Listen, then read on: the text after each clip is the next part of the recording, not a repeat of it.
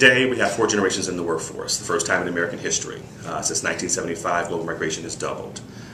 80 million baby boomers are edging out of the workforce over the next 3 to 5 years. The next generation of workers that are coming in are only 40 million. We have a downfall of 40 million qualified individuals. I think that our kids today are not only competing with the kids down the street around the corner, they're competing with people across the borders.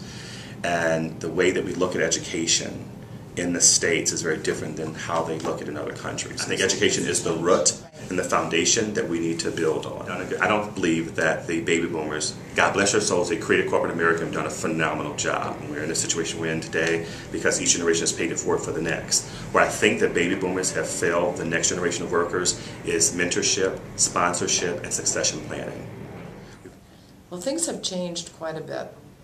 And now we live in a very competitive environment, not just within the United States, but globally, competing with developing nations. And we're dealing with new technologies that are changing so fast that as a grandma, I can't keep up with the grandchildren's desires for new things.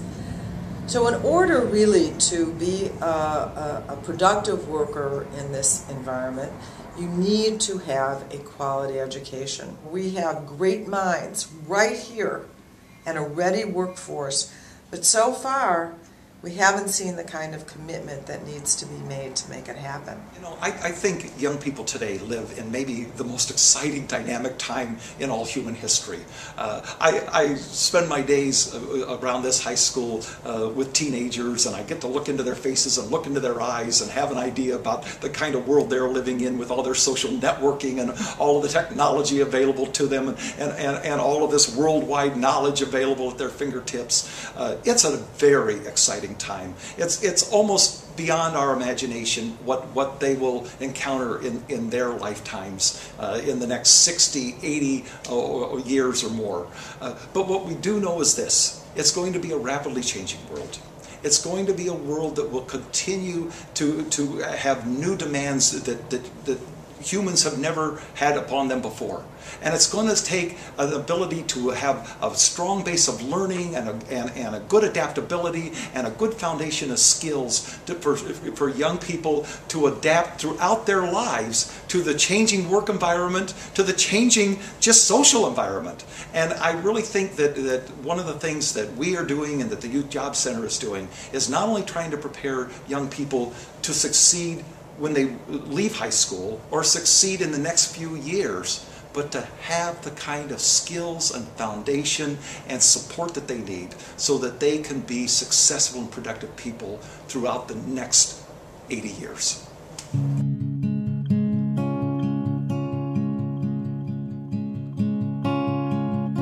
My name's Jonathan Catalani. I work in the Community Intervention Department in the city of Evanston. I started being involved with Youth Job Center when I was like 14. I actually worked as a summer tutor for them, so I kind of knew about Youth Job Center for a while. And I was looking for a job, and I heard about the training program, and I did that, and that went pretty well, and they put me in the UZI program, the internship program after. And from there, they're just like, they have a lot of resources, a lot of helpful resources that help me get to where I'm at right now. And my motivation is just like, I just want to live out my dreams basically, and I need to stay committed to do that. And Youth Job Center helps with that a lot. Just like, honestly, I can't stress the connections that they have. I was looking for a job that was not just, I wasn't really looking at the money standpoint, but somewhere where I can have like a social life and do something I'm very good at. And I'm good pretty much working with my hands, and I learned best hands-on, and so I came to the job center asking for that kind of job. And then everybody, you know, got together, they tried to figure out what's best for me, and today now I'm working at Midas Mufflers in Evanston.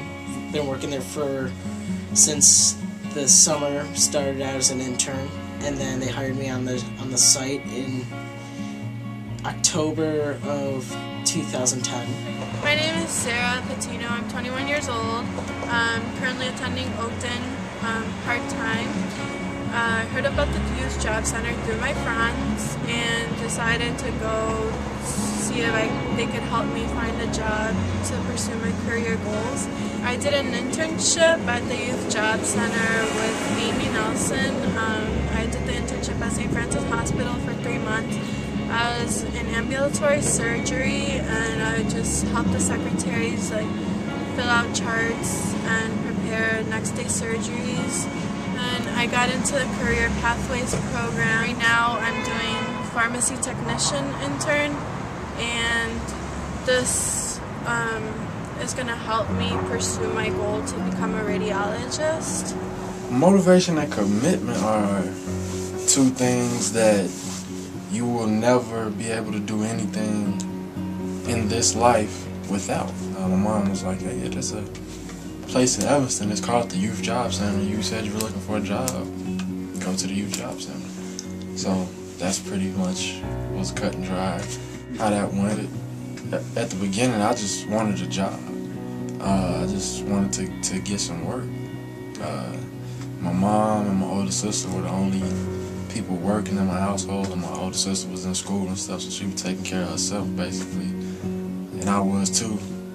So to better help aid in that process would be the need for me to have a job. So got a job. Yeah, I came in initially, and it just happened to be, hey, we have a job over at Fleetwood. We have a contact. They say they have an opening. They have tons of openings. So I got the letter, and I brought my resume, and they sent me over that same day to get interviewed, and I knew like a week later I got the job. I think the biggest thing that the Youth Job Center has helped me with was my first internship. It just all started from there, and just worked out perfect for me. The motivation, you know, besides the paycheck, I just want to support my family properly, you know, and to do that, gotta have a job. I've got a 2-year-old daughter, so, you know, the expenses just, you know, roll in all day. The youth center helped me bring my career to like a higher level. I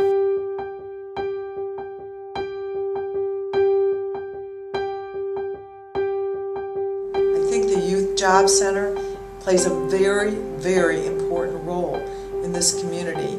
I think the Youth Job Center deserves the support of all the people that I know I'm preaching to the choir here, but even more so. I think that with the leadership you have at the Youth Job Center, that all of the great ideas are incorporated in making the organization so successful. But I really think that the Youth Job Center can be a model of best practices that can be repeated around the country to engage and excite and place and educate young people so that their futures are so much brighter.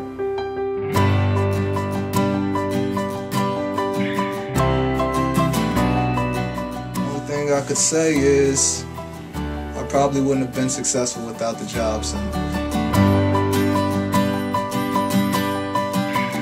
They opened up the door for me to walk through to get my first break.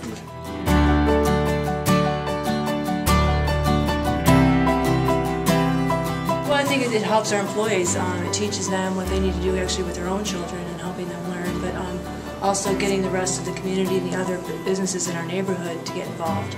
I think we live right down the street from the high school, or we work right down the street from the high school, so you see a lot of the kids, and there are not a lot of jobs out there, so I think it helps them get employed by getting them experience.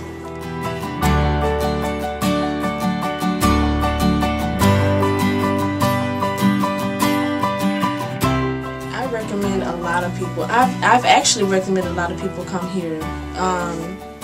It helps a lot. It changed a lot of things.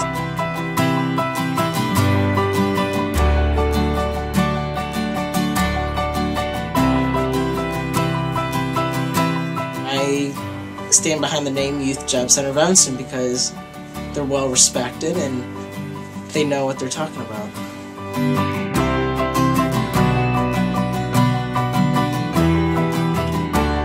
They do so many tremendous things for the youth out there, finding jobs, finding internships, and helping them with just like life situations just outside of job searching and stuff, and that's what really helps me keep on going.